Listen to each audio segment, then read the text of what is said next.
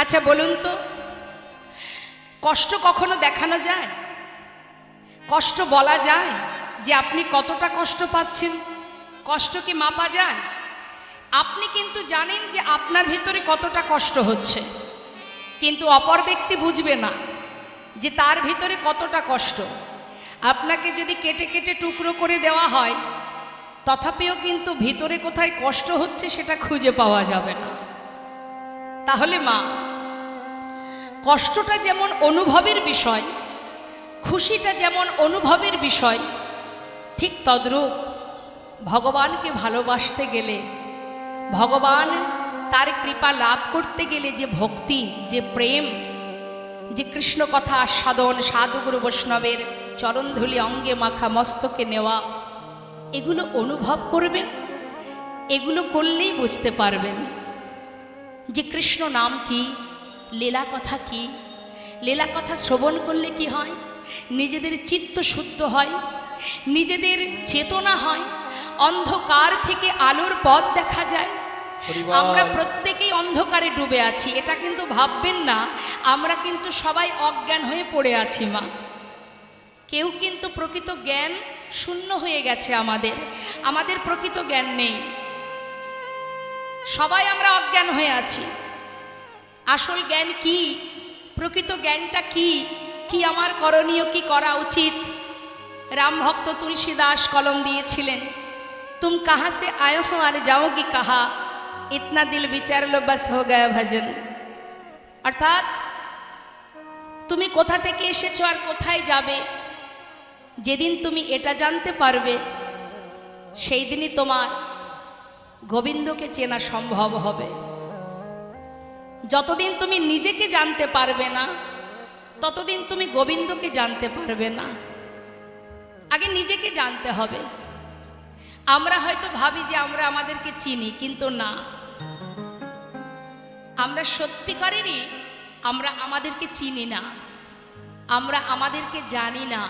আমি কে, কি আমার করা উচিত, কি করছি, যা কিছু করছি মা জগতে সবই মিথ্যা। সবই মিথ্যা, যা কিছু করছি সবই মিথ্যা। এই সংসার জীবনে যা কিছু আগলে বসে আছি, এটা একটা বিচিত্র নাট্যমঞ্চে সবাই সুন্দর বিচিত্র নাটকে অভিনয় করছি। আসল সত্যটা কি সেটা আমাদের জানা হচ্ছে না। আসল কর্মটা কি, আমি কে? এই দেহটা তো আর আমি নই। আমি কি? এই যে এত কষ্ট করে কত দূর থেকে, কত দেশ বিদেশ থেকে এখানে আপনারা এসেছেন, অনেক দূর দূরান্ত থেকে এসেছেন। কি জন্য এসেছেন? নিশ্চয়ই গুরু কৃপা হয়েছে, নিশ্চয়ই গোবিন্দের কৃপা হয়েছে, তাই এখানে আসতে পেরেছেন। তা এখানে এসেছি যে কষ্ট করে, সেই কষ্টটা তো আমাদের নিবারণ করতে হবে। যেখান থেকে কিছু পাওয়া যাবে, যেখান থেকে নিজেকে চেনা যাবে। সংসারে কিচ্ছু পাওয়া যাবে না। দুপা যদি তুমি এগিয়ে যাও গোবিন্দের দিকে, তোমাকে ধরে রাখবে, যেও না। একমাত্র জগতের আপন যদি কেউ থেকে থাকে, সত্যি যদি কেউ আপন থেকে থাকে, সে হচ্ছে একমাত্র গুরুদেব। যেখানে গেলে যতটুকু সময় তুমি থাকবে পাশে বসে কৃষ্ণ নাম, নিজের চেতনা দান, কি করতে হবে, কি করা উচিত তোমার, সময় চলে গেলে আর পাবে না। প্রতিটা মুহূর্ত ভক্তি রাজ্যে প্রবেশ করার পথ তিনি দেখাবেন, সংসার দেখাবে না। তাই মাগো, ইহজগতে আমরা সবাই মনুষ্যকুলে জন্ম পেয়েছি। কত সাধনার জন্ম একবার ভাবুন, চিন্তা করুন। বলবার শক্তি পেয়েছি, দেখবার নয়নে পেয়েছি, ভগবানের চরণ সেবা করার হাত পেয়েছি, বৈষ্ণবের চরণ ধুলি মাখা হৃদয় পেয়েছি, মস্তক পেয়েছি, শ্রবণ করবার মতো শ্রুতি পেয়েছি। কিন্তু যদি এখনো সেই সঠিক পথ, সঠিক ঠিকানাটা আমরা জানতে না পারি, তাহলে পথ যদি দেখতে না পাই যাব কি করে? পথটা তো দেখতে হবে। তার জন্য চিত্তকে স্থির করতে হবে, কৃষ্ণ নাম শ্রবণ করতে হবে। মহাজন বললেন 84 লক্ষ জনই ভ্রমণ করে সাধের এই মানব জনম, কত সাধনার ধন, কৃষ্ণ ভজিবার তরে সংসারে আইনু। কি জন্য এসেছিলাম? কৃষ্ণ ভজন করব বলে। সংসারের মধ্যে মায়ার জালে আবদ্ধ হয়ে সর্বক্ষণ আমার আমার করে মোহ মায়ায় ডুবে থেকে আবদ্ধ হওয়ার জন্য তো নয়। এজন্য আমরা আসিনি। সময় কারোর জন্য বসে থাকে না মা, সময় কিন্তু চলে যাচ্ছে, কিন্তু আমরা মূল্যবান সময়টাকে হেলায় নষ্ট করছি। কিন্তু এই যে কাল সময় যখন হবে, এই সুন্দর দেহ ঘর থেকে তোমাকে ধাক্কা দিয়ে বের করে দেবে। এটাই তো আমাদের প্রথম আশা নয়? এর আগে আমরা অনেকবার এসেছি পৃথিবীতে, কীটকুলে, পশুকুলে, পক্ষীকুলে, কতকুলে জন্ম পেয়েছি, কিন্তু গোবিন্দের চরণে পৌঁছাতে পারিনি। হরি বল, হরি বল। তাই তো প্রভুকে বলেছিলাম, ভগবানের কাছে কেঁদেছিলাম যে কীটকুলে পশুকুলে জন্ম পেলে তোমাকে সেবা করা যায় না। তোমাকে সেবা যদি করতে না পারি, তোমাকে যদি ভালোবাসতে না পারি, তাহলে তোমার চরণে পৌঁছাবো কি করে? তুমি আমাকে মানবকুলে জন্ম দাও, মানবকুলে জন্ম পেলে তোমার নাম করব, তোমায় ভালোবাসবো, তোমার সেবা করব। এই কথা দিয়েছিলাম বলেই তিনি আমাদের এই মানব দেহ দিয়েছেন। কিন্তু এই মানবকুলে জন্ম পেয়ে যদি আমরা কৃষ্ণ ভজন করতে না পারি, তাহলে গোবিন্দ চরণে পৌঁছাবো কি করে? যাওয়া কি হবে বাবা? পথে বসে কাঁদতে হবে। এটাই তো উপযুক্ত সুযোগ। গোলক ধামে যদি পৌঁছাতে হয়, গোবিন্দের চরণে, কৃষ্ণ চরণে যদি যেতে হয়, এটাই উপযুক্ত সুযোগ। একটা বনের পশু যদি মন্দিরে প্রবেশ করে, তাকে আমরা তাড়িয়ে দিই, কিন্তু একটা মানুষ যদি ভিতরে প্রবেশ করে, তাকে তো তাড়িয়ে দেওয়া হয় না, তাই না? তাহলে উপযুক্ত জনম কোনটি? এই মনুষ্য জনম। এটাও যদি পেয়ে আমরা অবহেলা করে পশুর ন্যায় আচরণ করি, তাহলে কি করে তার চরণে পৌঁছাবো? এই তো সময়। কার হাতে কতটুকু সময় আছে আমরা কেউ জানি না, তাই অবহেলা করলে হবে না। হরি বল, হরি বল। সময়ের সাথে সাথে গুরু কৃপা লাভ করে সবাই মিলে নাম করো, কৃষ্ণ ভজন করো, তার সেবা করো, যতটুকু সম্ভব। অর্থ উপার্জন করছো করো, ছেলে মেয়ের ভবিষ্যৎ তৈরি করছো করো, কিন্তু নিজেরও তো কিছু কাজ আছে, সেগুলো ভুলে যেও না। নিজের কাজ তো নিজেকেই করতে হবে, কেউ তো করে দেবে না। হ্যাঁ, অনেকে দেখবেন বলে যে এই যে কীর্তন শুনতে যাব, আমাদের বাড়িতে সে কালচারটা নেই, শাশুড়ি যায় না, ননদিনী যায় না, তাই আমি যেতে পারি না। কালচারের প্রয়োজন। তাহলে মা, শাশুড়ি যায় না, শাশুড়ি আজ আছে কাল থাকবে না, তোমার পথ তো তোমাকেই বেছে নিতে হবে। যদি তুমি এক পা এগিয়ে যাও, আজ না হোক কাল তোমার পরিবারের সদস্য যারা একে একে তোমার দিকে ধেয়ে আসবেই আসবে, যদি তুমি সঠিক পথে এগিয়ে যেতে পারো। তাই যেতে হবে। গোবিন্দ সেবার তরে যদি তুমি যাও, কেউ তোমার পাশে থাকুক বা না থাকুক, একজন কিন্তু তোমার সহায় হবেনই হবেন। হ্যাঁ, তাই আজ শ্রীমতী রাধারানী আয়ানের ঘরণী হয়ে তিনি লাঞ্ছনা গঞ্জনা সয়ে কেমন করে কৃষ্ণ ভজন করতে হয় আজ তিনি দেখিয়ে গেছেন আমাদের মতো জীবের জন্য। শ্রীমতী রাধারানী আয়ানের ঘরণী হয়ে সদা সর্বদাই কৃষ্ণ নাম করেছেন, আমাদেরকেও শিখিয়েছেন তোমরাও কর্ম করো, কিন্তু মনটা দিয়ে দাও গোবিন্দ চরণে। নিন্দিত হাটক, হাটক মানে মা সোনা, সোনার কিন্তু অনেক দাম এবং তার খুব অহংকার। আমার এত দাম, আমি এত মূল্যবান। কি শুধু কি সোনার অহংকার? যার কাছে সোনা থাকে তারও অহংকার হয়, হয় না মা? কারোর কাছে যদি একটু সোনা থাকে, সে দেখবেন আর কাউকে দামই দিতে চায় না। আমার কত সোনা আছে, আমার ঘরে 5 কেজি সোনা আছে। শুধু কি তাই, শুধু যে অহংকার জন্মায় তা নয় মা, এই জগতের সোনা গৌর সোনার পার্থক্যটা দেখুন, একটু মন দেবেন। এই জগতের সোনা কারোর ঘরে থাকলে হ্যাঁ তার ভিতরে অহংকার আসে, সাথে সাথে আবার লোভও জন্মায়। কি লোভ জন্মায়? মনে করুন যদি তার গ্রামগঞ্জে ঘর হয়, সে কিন্তু ভাবে এত যখন সোনা আছে শুধু শুধু গ্রামে কেন থাকবো, যদি কিছু সোনা বিক্রি করে একটা শহরে এসি ঘর মানে একটা ফ্ল্যাট কিনতে পারি, সেখানে তো বেশ আরামেই দিনটা কাটবে, শুধু শুধু কেন কষ্ট করব। তার মানে কি, সোনা কিন্তু আমাদের লালসা জন্মাচ্ছে। হ্যাঁ, কিন্তু গৌর সোনা যদি কারোর ঘরে থাকে, হরি বল হরি বল। এই জগতের সোনার গহনা যদি কেউ একবার দেখে, একটু মন দেবেন কথার মধ্যে, আমি চরণ ধরে বলছি, এই জগতের সোনা যদি কেউ যদি আপনাকে বলে যে আমার বাড়িতে একটা গহনা বানিয়েছি দিদি, তুই একটু দেখে আসিস, আপনি গেলেন দেখলেন, আচ্ছা পরের দিন কি আপনার আবার মনে হবে মা যাই তো আজ একবার দেখে আসি, কি তারপরের দিন আবার মনে হবে যাই আজও দেখে আসি? তার মানে একবার দেখলে দ্বিতীয়বার দেখবার ইচ্ছা তৈরি হবে না, ইচ্ছা জাগবে না। কিন্তু বাবা যদি গৌর সোনাকে কোনো ভাগ্যবান ভাগ্যবতী দেখতে পায়, হরি বল হরি বল, সে তো আর ঘরে ফিরতে পারবে না, নয়ন ফেরাতে পারবে না।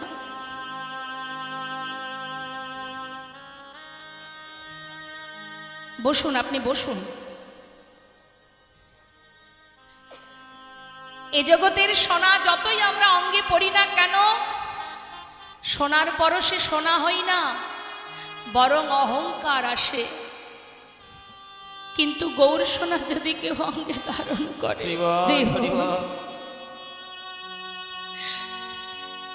পরশমণির পরশে সেও যে সোনা হয়ে যায়। এই জগতের সোনা ঘরে থাকলে অহংকার লোভ জন্মায়, লালসা জন্মায়, চাওয়া পাওয়া জন্মায়। কিন্তু যদি কারোর ঘরে গৌর সোনা থাকে,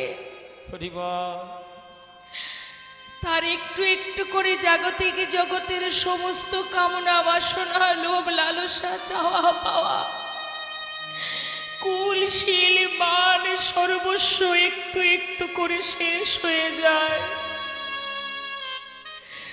যে জন গৌর ধনে ধনী হতে পারে, যে জন গৌর সোনাকে হৃদয়ে রেখে ভালোবাসতে পারে, সমাজ তাকে দেখে যদিও বলে আহা দেখ দেখ বেচারা বড় অসহায়, জীবের দ্বারে দ্বারে ভিক্ষা করে ভগবানের সেবা দিয়ে দিন কাটায়, বড় কাঙাল। সমাজে বললেন তুমি 5 তলা 3 তলা ঘরে বসে নিজেকে যে আসনে বসিয়ে রেখেছ, তুমি জানো না যে জন পথে পথে দ্বারে দ্বারে হা কৃষ্ণ কৃষ্ণ বলে কাঁদছে, জগতে ধনী যদি কেউ হয়ে থাকে সেই হলো মহাধনী। জীবনের শেষের খাতায় যখন তুমি অঙ্ক করবে, দেখবে জীবনের শেষের খাতায় সবই শূন্য, কিছুই তোমার থাকবে না। সেই জগতে ধনী যে জনে গৌর ধনে ধনী, যে জন গৌর নামের ধনে ধনী, যে জন গৌর ধনীকে হৃদয়ে ধরে রাখতে পেরেছে, সেই হলো মহাধনে ধনী। কৃষ্ণের প্রিয় সখা সুদামা, যার জীবনের একটু একটু করে সমস্ত সুখ কেড়ে নিয়েছিলেন গোবিন্দ, তথাপিও বদনে কৃষ্ণ নাম ছাড়া, নিঃশ্বাসে প্রশ্বাসে নাম ছাড়া আর কিছু জানত না। সব হারিয়ে সুদামা একটি গাছ তলাতে তার পরিবারকে নিয়ে, স্ত্রীকে নিয়ে, সন্তানকে নিয়ে দিন কাটাতো। ঝড় বৃষ্টি মাথার উপর দিয়ে বয়ে যেত, ভিক্ষা করে দিন কাটতো মা। কিন্তু সেই সুদামা যে ধনী ধনী ছিল, কৃষ্ণ ধনী ধনী, সেই সুদামা গিয়ে বসেছিল গোবিন্দের সেই রাজ সিংহাসনে। জীবনে কোনোদিন যার কপালে চেয়ার জোটেনি, সে বসেছে সোনার সিংহাসনে। তাহলে ধনীকে চারতলার উপরে বসে থেকে শেষের দিনে নামিয়ে দেবে তুলসী তলায়, সে ধনী না যে গাছতলা থেকে গোবিন্দের সোনার সিংহাসনে উঠে বসেছে জগতে সেই ধনী? নিতাই গৌর হরি বল হরি। তাই সেই তো জগতের মহাধনে ধনী। তাই আজ এ জগতের কোন জীব যদি গৌর ধনীকে ভালোবাসতে পারে, হৃদয়ে ধরে রাখতে পারে, শাস্ত্রে বললেন সে যে পথের কাঙা,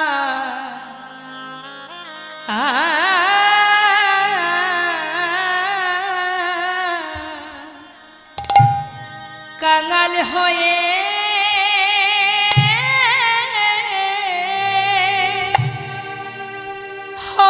যায় গো,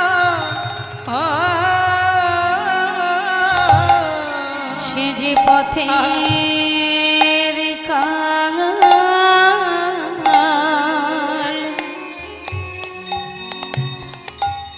কাঙাল হয়ে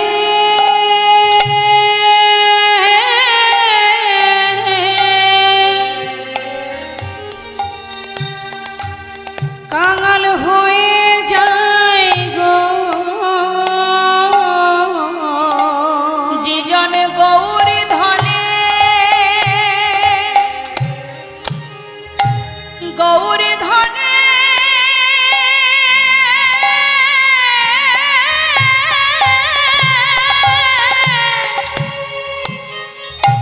গৌর ধনে ধনী হতে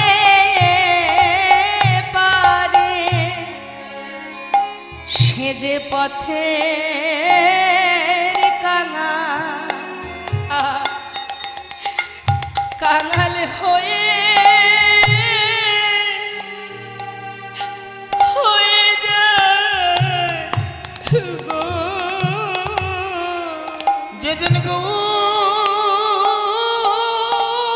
ধনে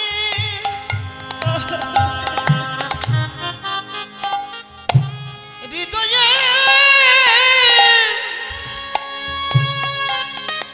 ধরে রাখতে পারে, সে যে পথে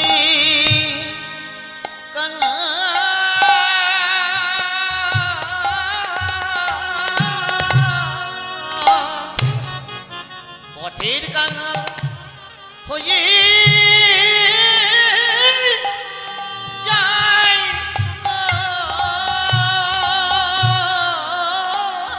বলে গৌর কৃপা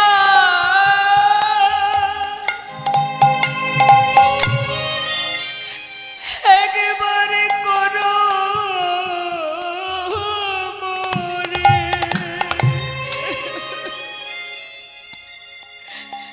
সে যে পথে পথে খেদে বলে গৌর কৃপা,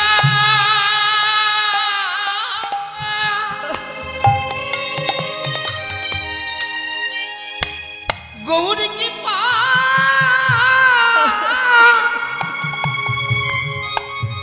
কৃপা করো বলে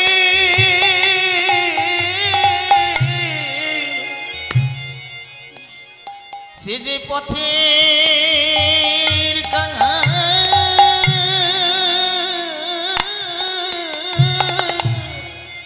পথের কাঙাল হয়ে যায় গো। সেজন মহাধনে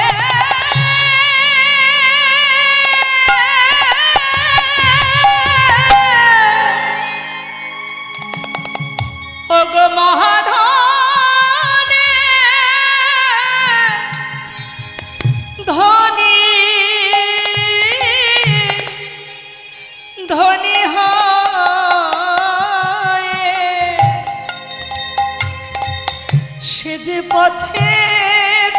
পথে ঘুরে ঘুরে বেড়া সে যে মহাধনে ধনী হয়ে পথে ঘুরে বেড়া সে যে মহাধনে ধনী হয়ে সে যে গৌর ধনে ধনী হয়ে সে যে পথে ঘুরে বেড়া আহা গৌর ধনকে হৃদয়ে ধরে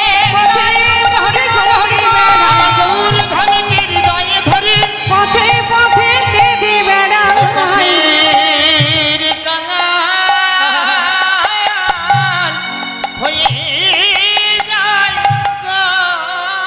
সজনী রে নিন্দিত হাটক, এই যে সোনা, হাটাক মানে সোনা, বলে তুচ্ছ সোনা। যে জন গৌর সোনাকে একবার দেখেছে তার কাছে ইহ জগতের সোনাকে আর মূল্যবান হতে পারে?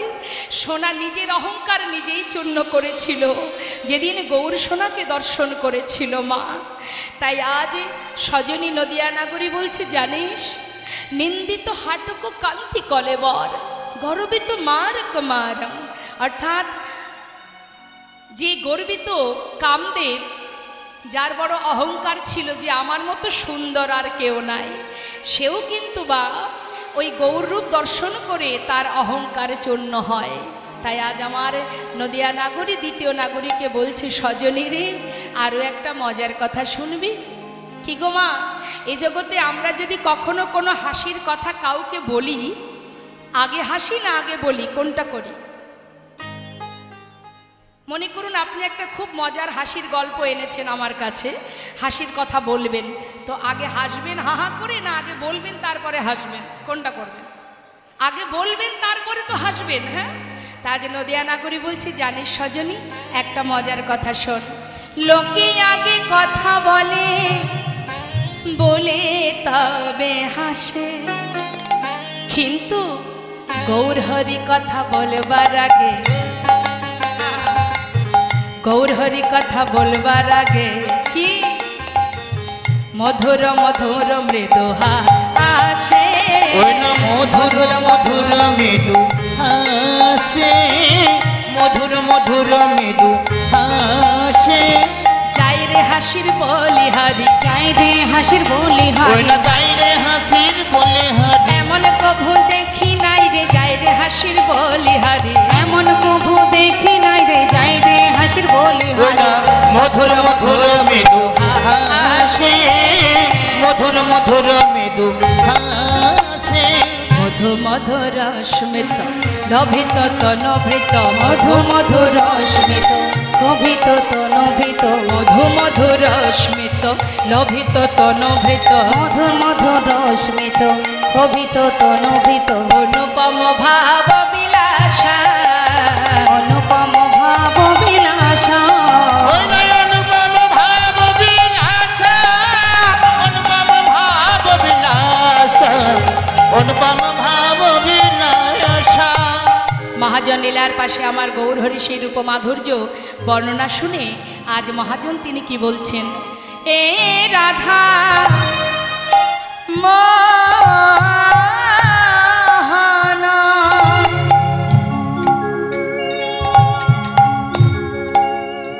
দেখো ক্ষোভিত দুরমতি, আর এ রাধা মোহন ক্ষোভিত দুরমতি, অগনামক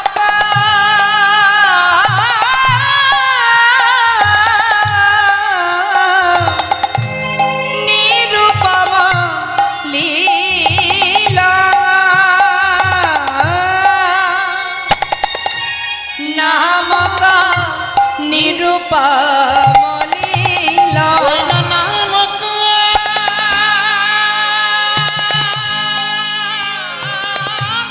হরিব ওই না নিরূপম লীলা,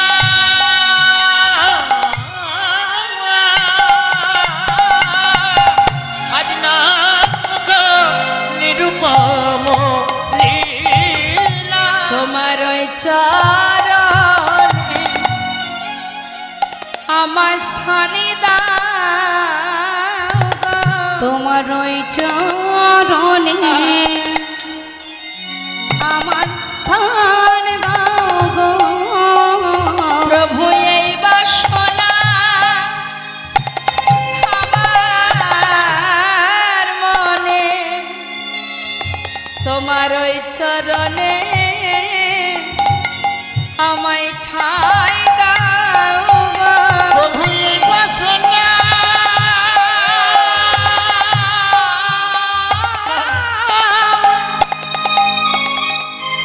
ও গো আমার মনে, তোমার ওই চরণে আমায় স্থান দাও গো। যেন চরণ সেবা করিতে পারি, আমি আর কিছু চাই না প্রভু। যেন চরণ সেবার অধিকার দিও, আর কিছু চাই না আমি। আমি আর কিছু চাই না দয়া, ওই চরণ সেবার অধিকার আমি দিও। আর কিছু চাই না, চরণ সেবার অধিকার দিও, আমি আর কিছু চাই না দয়া, আমার চরণ সেবার অধিকার দিও। আর কিছু চাই না দয়া। ওই নাম গো, ওই না নিরূপম লীলা, আজ নাম গো নিরূপম লীলা। কিবা মধু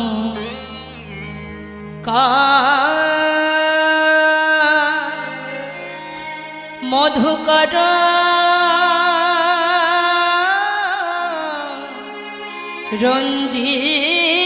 রঞ্জিত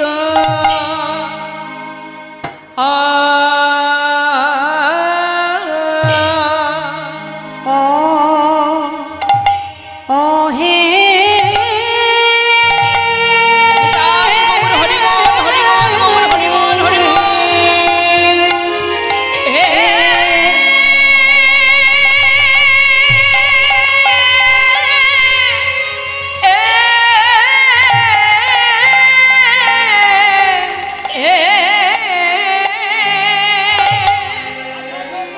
অরঞ্জিত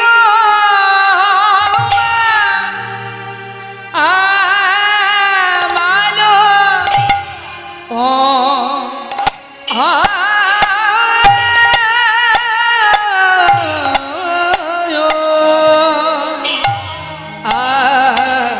মালতী মণ্ডিত আহা মরি মরি যাই রে রূপে বলি হারি। আরে মধু ক মধুকর রঞ্জিত আয়ন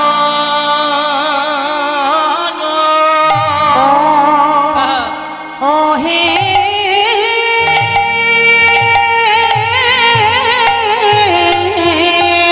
হরি বল হরি বল হরি বল।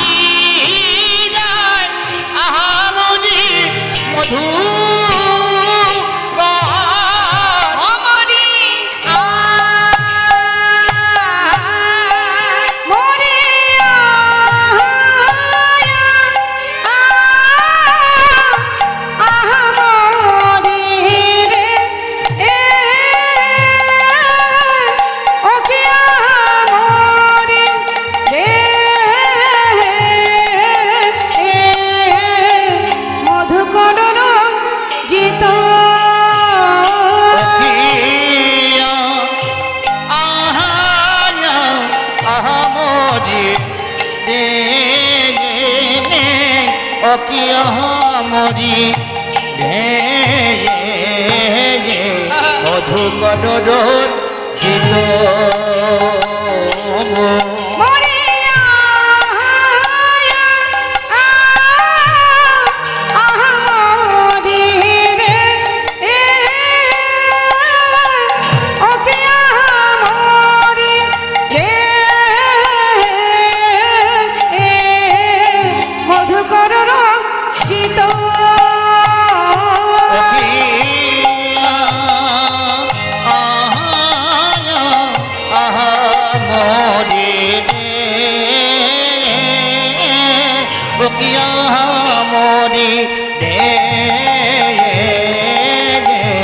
মধুকর রঞ্জিত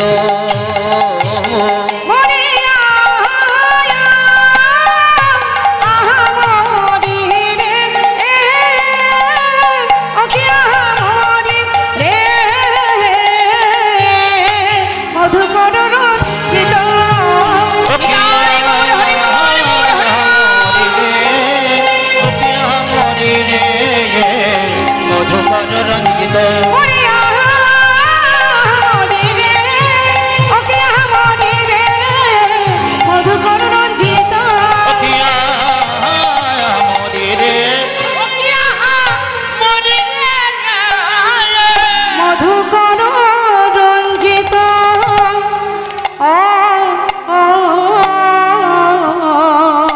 মধুকর রঞ্জিত মালতী মণ্ডিত জিত ঘন কুঞ্চিত কেশ। মহাজন পদাবলিতে বলছেন, নদিয়ার চাঁদ আমার গৌর সুন্দর, সে তার রূপটি কেমন পদাবলীর মধ্যে দিয়ে বর্ণনা করছে মা। হরে কৃষ্ণ। দেখুন, রূপমাধুর্য আস্বাদন করতে গেলে হৃদয় মাঝে গৌরমূর্তি কৃষ্ণমূর্তি অঙ্কন করতে হবে, তবেই তুমি তার রূপমাধুর্য বর্ণনা করতে পারবে। একজন দেখেছে আর একজন বলছে। যে দেখেছে সে বলতে জানে না, আর যে বলতে পারে সে দেখতে পারে না। দেখেছে কে? নয়ন। বলছে কে? বদন। হরিবল। তাহলে বদন কি দেখতে পায় মা? পায় না, কিন্তু বদন বর্ণনা করছে। কি বলছে? এক নদিয়া নাগরী বেলি অবসানকালে সুরধনী গঙ্গায় জল নিয়ে অপূর্ব সেই রূপের মানুষটি সুরধনীর তীর আলো করে যখন ভক্তগণকে সাথে করে নিয়ে হরিনামে মত্ত হয়ে আছে, সেই গোরারূপ দর্শন করে সেই নাগরী ঘরে ফিরে আজ সে তার মনের কথা কাকে বলবে? দ্বিতীয় এক নাগরীকে কাছে পেয়ে তার কাছে প্রকাশ করছে, সই আজ আমি তোর কাছে দুটো মনের কথা বলবো। হরিবল। আপনারা নদিয়াবাসী, অগণিত সাধু গুরু বৈষ্ণব যারা গৌরকে নিজের ঘরে পেয়েছে, কাছে পেয়েছে, আপনাদের ভালোবাসা, গৌরের প্রতি প্রেম, ভক্তি, শ্রদ্ধা, আমরা তো অনেক দূরে থাকি মা, যারা এই ধামে থাকেন তাদের চরণে আমার শতকোটি প্রণাম। নিতাই গৌর হরিবল। তা নদিয়া নাগরী প্রথম নাগরী দ্বিতীয় নাগরীকে বলছে, সজনী কি অপরূপ সেই রূপের মানুষ, আমি সুরধনীতে জল আনতে গিয়ে সুরধনীর তীরে দেখে এলাম। এখন দ্বিতীয় নাগরী বলছে, সই তুই কি দেখেছিস একটু বলবি আমাকে, শুনবি? দ্বিতীয় নাগরী মনে মনে ভাবছে, বাবা যে আমিও তো জল আনতে গিয়ে আমিও তো সেই রূপের মানুষটাকে দেখেছি, তাহলে ও আগে বলুক, ওর কথাটা শুনবো আর আমার দেখাটা মেলাবো, দেখব যে ওর দেখা আমার দেখা দুটোতে এক হয় কিনা নিতাই গৌর হরি বল হরি বল। তা প্রথম নাগরী দ্বিতীয় নাগরীকে শোনাচ্ছে কি বলছে জানিস সজনী আমি কি দেখলাম মধুকর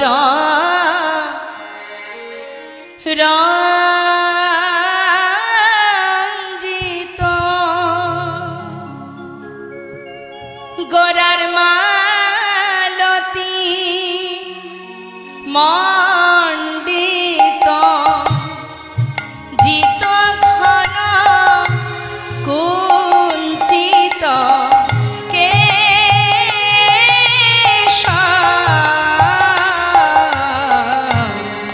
মধুকর রঞ্জিত মালতী মণ্ডিত জিত ঘন কুঞ্চিত কেশ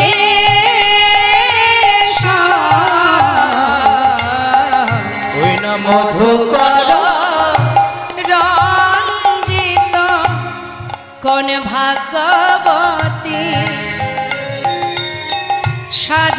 সাজায়েছে কোন ভাগ্যবতী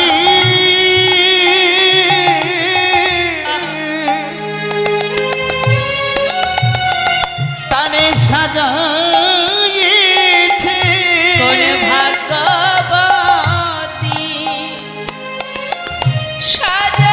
সাজায়েছে কোন ভগবতী সাজায়েছে ওই না মালতী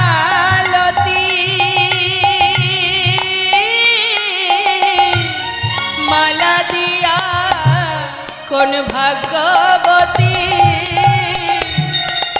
তারে সাজায়েছে দেখো না মালতীরা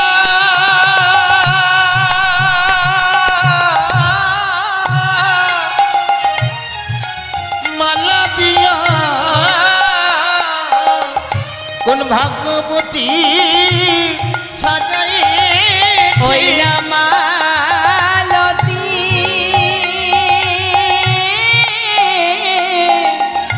মালা দিয়া আমার গড়া বন মালিকে মালতী মালা দিয়া গড়া বন মালিকে মালতী মালা দিয়া ভাগ্যবতী সাজাইছে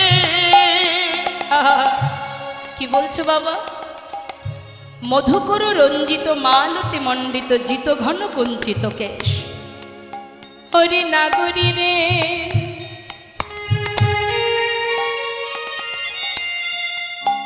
কি বলবো সেই রূপের কথা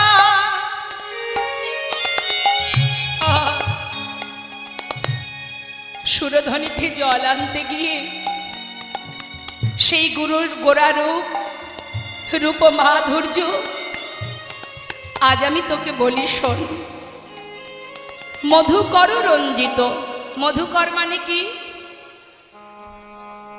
ভ্রমর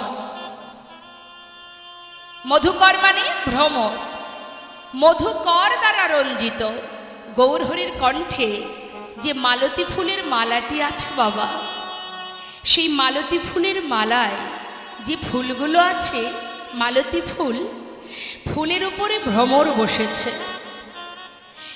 দেখলে যেন মনে হচ্ছে এটা মালতী ফুলের মালা নয় যেন মনে হচ্ছে মধুকর দ্বারা রঞ্জিত অর্থাৎ ভ্রমরের মালা জানিস সজনী যখন কিনা আমি এক দৃষ্টিতে চেয়ে আছি হরি বল হঠাৎ দেখলাম ওই ভ্রমরগুলি এক ফুল থেকে উড়ে আর এক ফুলে চলে যাচ্ছে তখন বুঝলাম এটা তো ভ্রমর দ্বারা রঞ্জিত নয় মালতী ফুলের মালা কি অপূর্ব সেই রূপ সজনী শুধু কি তাই রে জিত ঘন কুঞ্চিত কেশ গৌরহরির মস্তকের যে চাচুর চিকুর কেশ সে যে কালো যে চাচুর চিকুর কেশ গৌরহরির মস্তকে, সেই যে কালো কুচকুচে কালো মা, সেই কালোকে জয় করেছে এই মধুকর।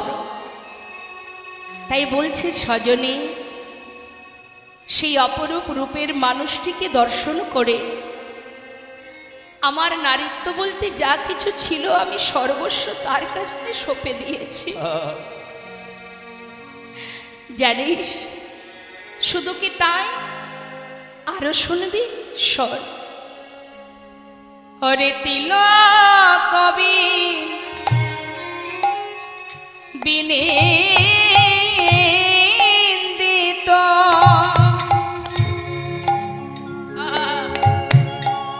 গোরার শশধর রূপকর, তিলক বিনিন্দিত, গোরার শশধর রূপকর। হরে তিলক বিনিন্দিত,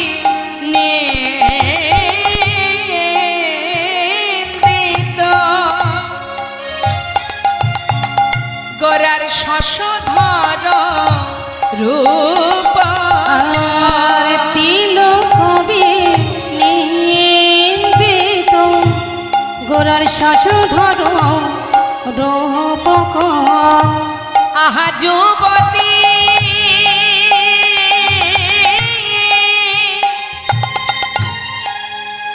আহা, অরে যুবতী মনোহর বেশ,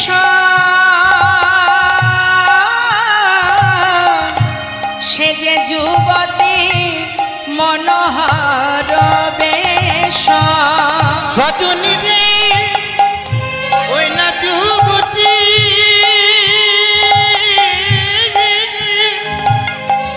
আহা নাম নিরূপম লীলা, নাম নিরূপমলীলা। কি বলছে মা? তিলক বিনিন্দিত শশধর রূপক যুবতী মনোহর বেশ। অর্থাৎ বাবা, গৌরহরির ললাটে যে তিলক, সেই তিলক, এই যে তিলক পরে আছে তো মা, বলছে তিলক বিনিন্দিত শশধর রূপক। বলছে গৌরহরির যে বদনখানি শশধর, শশধর মানে আহা, আকাশের চাঁদকে বলা হয় শশধর। বলছে সজনী, দেখলাম কি জানিস, দেখলাম হরিচন্দনে সাজাইছে, হরিচন্দনে সাজাইছে, দেখলাম হরিচন্দনে তারে সাজাইছে, দেখলাম হরিচন্দনে সাজাইছে, ওই না হরি বলা হরি বলা বদন খানি, দেখলাম হরিচন্দনে সাজাইছে, ওই না হরি বলা